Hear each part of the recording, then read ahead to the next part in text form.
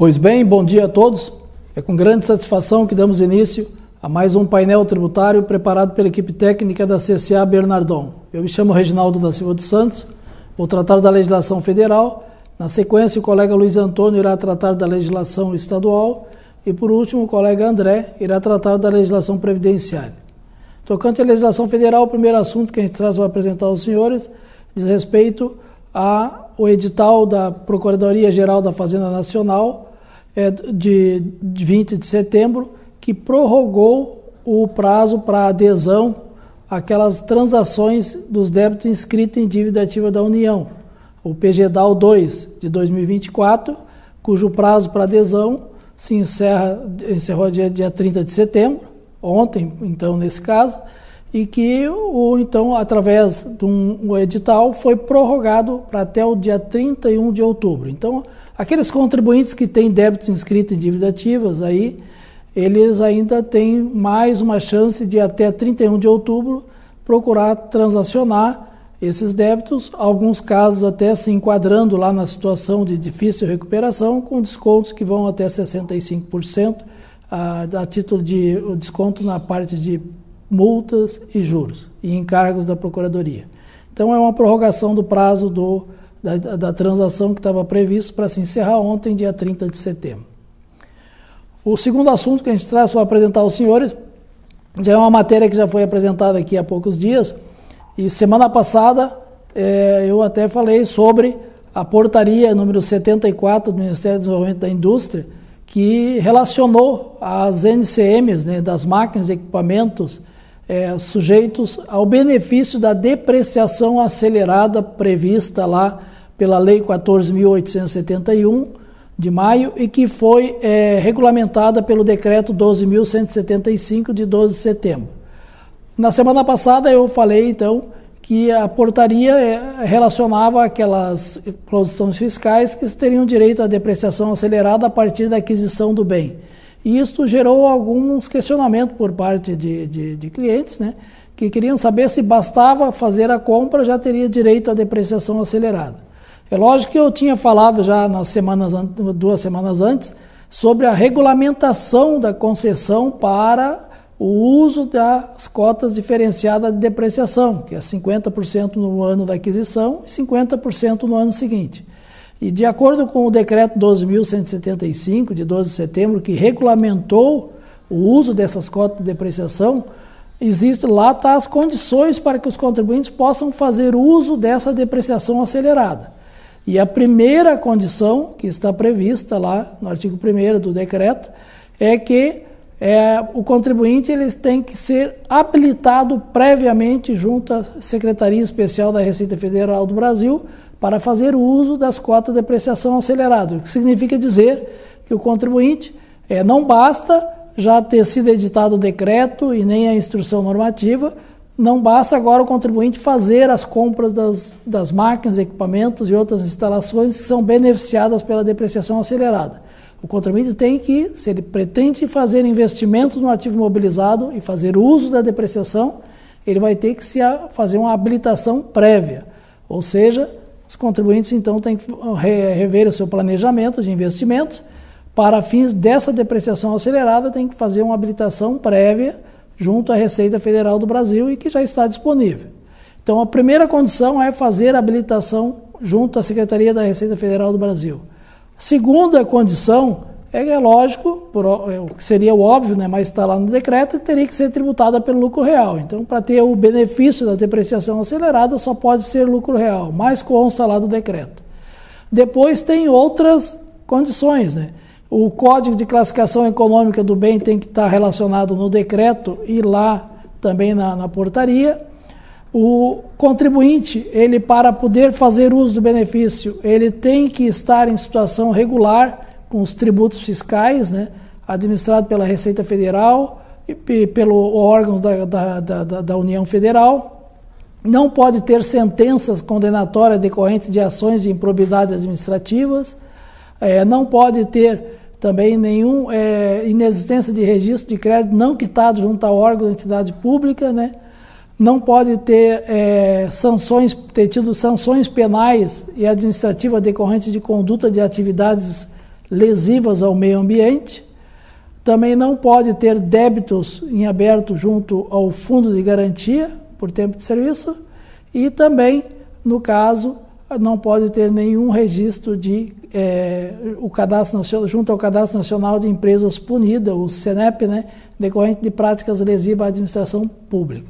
Então, como eu disse agora, só esclarecendo, já está em vigor todas as normas para a depreciação acelerada dos bens adquiridos para ativo imobilizado, para uso da pessoa jurídica, e além dos bens estarem relacionados na portaria, né, no decreto e na portaria 74, os contribuintes têm que cumprir com todas essas, têm que se enquadrar nessas condições. E a primeira dela, friso aqui novamente, fazer a habilitação prévia junto à Receita Federal. Ou seja, não adianta comprar os bens, sair depreciando a 50% no ano da aquisição, porque no ano seguinte mais 50%, porque não vai ter o benefício validado se não tiver a prévia habilitação, que é o que está no decreto. Tá ok? Então, esclarecida essa dúvida, com relação até, já saiu agora o sistema já está no ar, já o sistema para habilitação, então quem tiver interesse, só verificar junto ao ECAC como proceder. Agora a terceira matéria que a gente traz para apresentar, diz respeito à questão da opção pelas pessoas físicas e pessoas jurídicas para atualização dos bens imóveis que possuíam em 31 de dezembro de 2023. Através da instrução normativa número 2222, a Receita Federal do Brasil regulamentou, então, o dispositivo lá do artigo 6º ao 8º da Lei 14.973, agora 2024, que, dentre outras alterações, traz a possibilidade dos contribuintes, pessoas físicas e jurídicas, atualizarem os bens imóveis, sendo que as pessoas físicas, elas, ao fazerem a atualização dos bens imóveis a valor de mercado, vão pagar uma alíquota de 4% sobre a mais-valia. E as pessoas jurídicas vão pagar uma alíquota total de 10%, que corresponde a 6% a título de imposto de renda e 4% de contribuição social. Também lá na instrução normativa está as condições, né? As pessoas jurídicas para fazer opção, no caso de como fazer essa opção, né? E tem que ser bens que estavam, no caso pessoa física, declarado no seu imposto de renda até 2023, na pessoa jurídica também estava na sua contabilidade, não vale para bens adquiridos em 2024 e também não vale para bens que tenham sido alienados até a data da edição desta legislação agora. Então, com os contribuintes, nós já comentamos quando da edição desta lei, que uma condição, cada contribuinte vai ter que analisar de forma muito detalhada se ele vai ter ou não benefício fiscal por aderir a essa lei. Ou seja, as pessoas físicas, ao atualizarem os bens e pagarem os 4%, qual é o benefício que vão ter? Isto porque, como nós já frisamos anteriormente, os contribuintes, esse aumento do bem mediante pagamento dos 4% não significa que os contribuintes vão ter um aumento do custo imediato, porque a lei, inclusive está reprisado na instrução normativa, ela traz algumas condições, onde o contribuinte, para ter o benefício do aumento integral da mais-valia, ele teria que, a rigor, ficar por 15 anos com o imóvel em seu poder. Se o contribuinte, por exemplo, alienar esse imóvel antes de 36 meses, o benefício que ele vai ter é zero. Ele não tem nenhum benefício por aumentar o seu custo. Muito pelo contrário. Como ele pagou 4%, esse 4% foi para o lixo, como se diz. Ele perdeu, é um prejuízo. A partir de 36 meses, existe um escalonamento, onde o contribuinte, por cada 12 meses que ele permanece com o imóvel em seu poder, ele pode fazer uso do acréscimo de parte da mais-valia que ele tributou a 4%. Então, é um cálculo individual, cada caso é um caso, os contribuintes vão ter que analisar para ver se efetivamente vai valer a pena. Se isso que está aí não vai se tornar, na verdade, só mais uma forma de arrecadação do governo federal, sem nenhum benefício para os contribuintes. Inclusive, até agora, por último, a Receita Federal já editou até uma instrução normativa, um ato declaratório, CODAR 26, onde já estão os códigos para recolhimento do imposto de renda, no caso de pessoas físicas, e o imposto de renda pessoa jurídica, contribuição social pessoa jurídica. Então, mais uma vez, alertamos para a necessidade de uma análise muito detalhada da vantagem de fazer essa atualização, que, a nosso ver, vai ter um abranger muito poucas pessoas e pessoas jurídicas em termos de benefício. Então, com relação à legislação federal, os recados que a gente gostaria de transmitir aos senhores seriam esses. Fiquem agora na sequência com os colegas Luiz Antônio e André. Nos encontramos no próximo painel tributário. Um abraço a todos e até lá.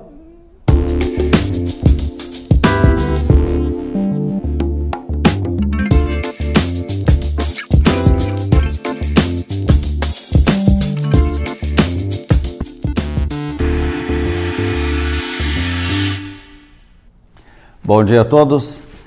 Neste bloco do painel tributário da CCA Bernardon, vamos comentar algumas alterações na legislação federal do IPI e estadual do ICMS do Estado do Rio Grande do Sul, publicadas na semana passada.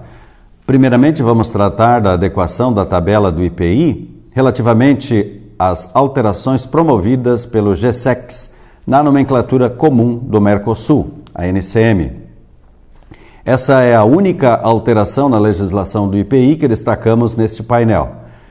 Através do ato declaratório executivo número 7, do dia 25 de setembro, foi promovida a adequação da tabela do IPI às alterações promovidas na nomenclatura comum do Mercosul, internalizadas pela resolução GSEX número 607 de 2024.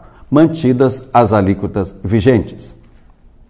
Assim, a tabela do IPI, ou a TIP, como é conhecida, passa a vigorar com a alteração do Código NCM 7315, que são correntes de rolos do tipo utilizado em bicicletas, a criação de diversos códigos NCMs com as suas respectivas alíquotas nos capítulos 32 e 39 e a supressão de alguns códigos NCM dos capítulos 21, 39 e 73 da tabela do Imposto sobre Produtos Industrializados. As alterações e adequações da TIP vigoram a partir de hoje, dia 1º de outubro de 2024. Importante salientar que os contribuintes devem, então, verificar as suas próprias NCMs para verificar se houve ou não alterações em função dessa adequação.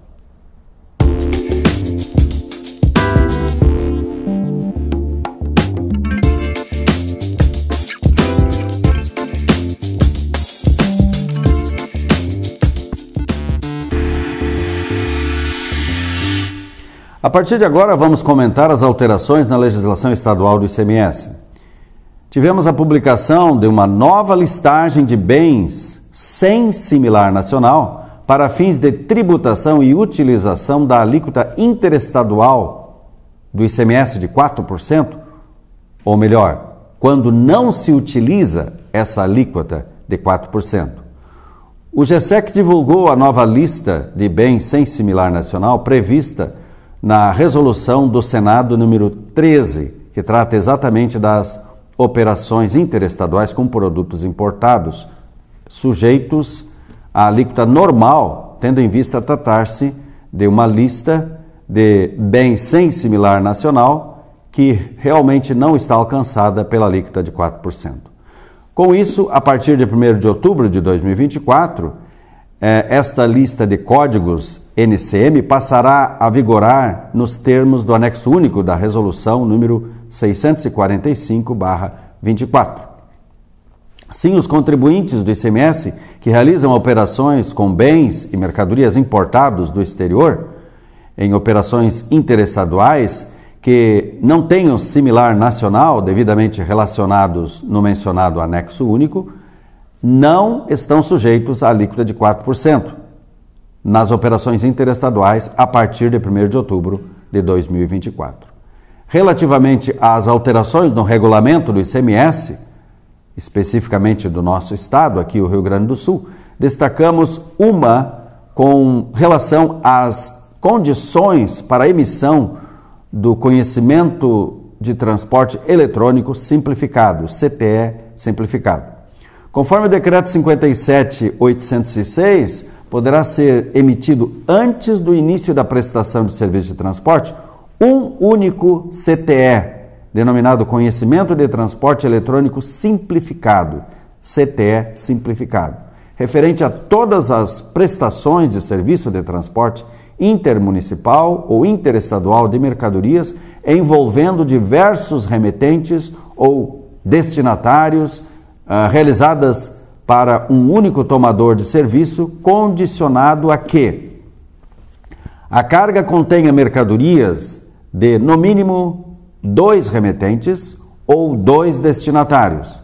As mercadorias transportadas estejam acobertadas por nota fiscal eletrônica. As prestações de serviço de transporte iniciem na mesma unidade da federação. As prestações de serviço de transporte terminem na mesma unidade da federação. As prestações de serviço de transporte possuam o mesmo código CFAP. As prestações de serviço de transporte estejam submetidas à mesma tributação, inclusive relativamente aos percentuais de redução da base de cálculo e diferimento do imposto eventualmente incidentes. E as prestações de serviço de transportes possuam o mesmo código de benefício fiscal. Por último, tivemos a publicação de 2 orientações normativas. A de número 93, tratando da limitação do número de empresas credenciadas no projeto piloto Trânsito Livre. E a de número 94, fixando, a partir de 1º de outubro de 2024, para fins de substituição tributária, a lista de preços finais ao consumidor de bebidas relacionadas no regulamento do ICMS, apêndice 2, seção 3, item 1. Então eram essas as informações da área fiscal quanto às alterações na legislação federal do IPI e também estadual do ICMS do Estado do Rio Grande do Sul, que gostaríamos de transmitir aos senhores. A seguir, o colega André vai comentar as alterações na área previdenciária. Um bom dia, uma ótima semana a todos e até o próximo painel tributário da CCA.